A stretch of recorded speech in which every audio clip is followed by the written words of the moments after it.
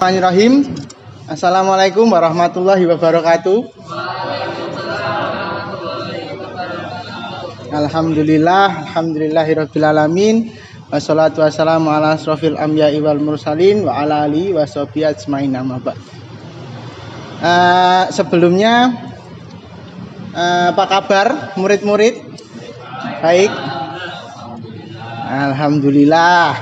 Murid-murid, saya selaku guru di sini akan menyampaikan materi kemuhammadiyahan kelas 8 yang berjudul Qithah Perjuangan Muhammadiyah. Sebelumnya ada yang sudah tahu apa itu Qithah Perjuangan Muhammadiyah? Belum? Oh ya. Baik, nanti saya akan jelaskan sedikit demi sedikit. Namun sebelum ke materi, saya ingin mengabsen terlebih dahulu siswa-siswa pada pagi hari ini. Nanti saya panggil, kalau hadir bilang hadir ya. Yang pertama Farid Fadila, Rezaldi, Yusuf Nur Faiza. Yang ketiga Mas Latif Hanif. Yang keempat Hanif Ashari. Alhamdulillah komplit ini sementara. Kita masuk ke materi terlebih dahulu, yaitu Qithah Perjuangan Muhammadiyah. Pertama-tama kita masuk ke dalam pengertian. Apa itu Qithah Perjuangan Muhammadiyah? Secara etimologis, Qithah berasal dari bahasa Arab. Qithah yaqatu khotoh, yang berarti rencana, jalan, langkah, atau garis. Sedangkan terminologis merupakan suatu pikiran untuk melaksanakan perjuangan ideologi atau keyakinan hidup. Jadi secara singkat, Qithah Perjuangan Muhammadiyah itu merupakan garis-garis haluan perjuangan Muhammadiyah. Atau Qithah itu mengandung konsep pemikiran perjuangan yang merupakan tuntutan pedoman atau arah perjuangan. Kemudian kita masuk ke dalam sejarah dari Qithah tersebut. Qithah pertama kali dirumuskan pada periode kepemimpinan Ahmad Rashid Sultan Mansur pada tahun 1956 sampai 1959. Sejarah dirumuskannya Qithah pada tahun 1978 merupakan garis besar perjuangan Muhammadiyah yang dipusatkan pada Muktamar Muhammadiyah ke-40 di Surabaya. Jadi tadi pertama kali dirumuskan oleh Ahmad Rashid Sultan Mansur yang di Surabaya. Kemudian Qithah itu garis perjuangannya tidak boleh bertentangan dengan asas atau program yang sudah disusun oleh Muhammadiyah. Yang kedua, isi dari Qithah itu harus sesuai dengan tujuan Muhammadiyah. Jadi Qithah itu kalau saya pahami ya, Qithah itu seperti aturan atau pedoman hidup untuk seluruh warga Muhammadiyah dalam melaksanakan sesuatu. Jadi seperti itu. Jadi kalau ada yang membuat Qithah itu harus sesuai dengan tujuan dari Muhammadiyah itu sendiri.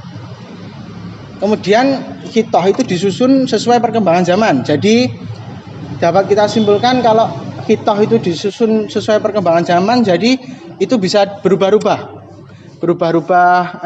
cara menyampaikannya, konsepnya, tapi tujuannya tetap sama sesuai tujuan Muhammadiyah itu tadi. Kemudian kita lanjut ke dalam fungsi Qithah. Fungsi Qithah secara sekilas ada dua macam, yaitu yang pertama, Qithah adalah landasan berpikir bagi masyarakat Muhammadiyah. Ya seperti tadi yang saya sebutkan, itu sebagai landasan berpikir atau apa itu tadi, pedoman untuk masyarakat Muhammadiyah. Kemudian langsung saja yang kedua, Qithah merupakan landasan operasional ideologi atau aturan kerja. Jadi ini berlaku untuk seluruh pemimpin Muhammadiyah, anggota ataupun seluruhnya masyarakat Muhammadiyah. Kemudian kita masuk ke dalam macam-macam Qithah. Qithah sendiri itu dibagi menjadi 6 macam, yaitu yang pertama Qithah langkah 12 atau 12 langkah Muhammadiyah. Itu disusun pada tahun 1938 sampai 1940 pada masa Kiai Haji Mas Mansur. kita dapat, kenapa ini dikatakan sebagai Khitoh langkah 12? Karena isi dari Khitoh tersebut ada 12 macam, 12 langkah-langkah gitu loh, sehingga dinamakan Khitoh 12 langkah. Yang kedua adalah Khitoh Palembang yang disusun pada tahun 1956 sampai 1959 pada masa Sultan Mansur. Sebenarnya ini Khitoh-khitoh ini masih memiliki subbab-subbab yang banyak sekali, tapi pada pertemuan kali ini karena waktu yang sangat terbatas sehingga saya hanya menyebutkan sedikit demi sedikit. Yang ketiga adalah Khitoh Ponorogo atau Khitoh Perjuangan Muhammadiyah di tahun 1969 pada masa Kiai Haji Fakhruddin. Itu disusun pada tahun itu dan di Ponorogo tepatnya. Yang keempat adalah Khitoh Ujung Padang atau Khitoh Perjuangan Muhammadiyah tahun 1971 pada masa Kiai Haji Fakhruddin juga. Jadi Kiai Haji Fakhruddin ini menyusun kurang lebih 3 khitoh, yaitu Ponorogo, Ujung Padang, dan yang kelima yaitu Khitoh Surabaya atau Khitoh Perjuangan yang ada di Surabaya pada tahun 1978. Yang terakhir adalah Khitoh Denpasar atau Khitoh Muhammadiyah dalam hidup berbangsa dan bernegara pada tahun 2002 pada masa Profesor Dr. Syafi'i Ma'arif. Itu tadi merupakan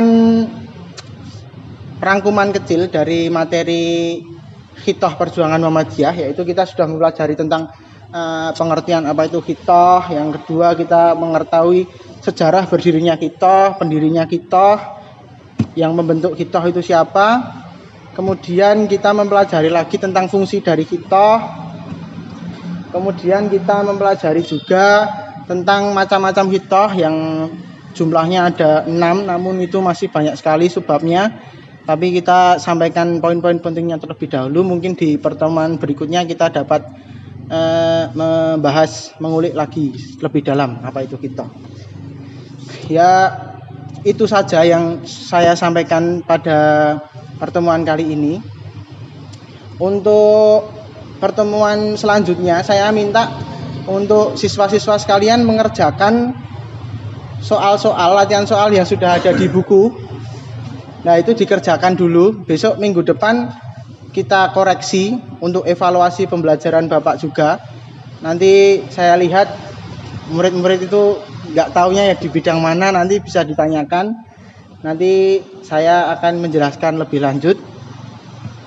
Kemudian itu dulu tadi sudah pengertiannya, materi sudah saya sampaikan, tugas besok sudah saya sampaikan juga.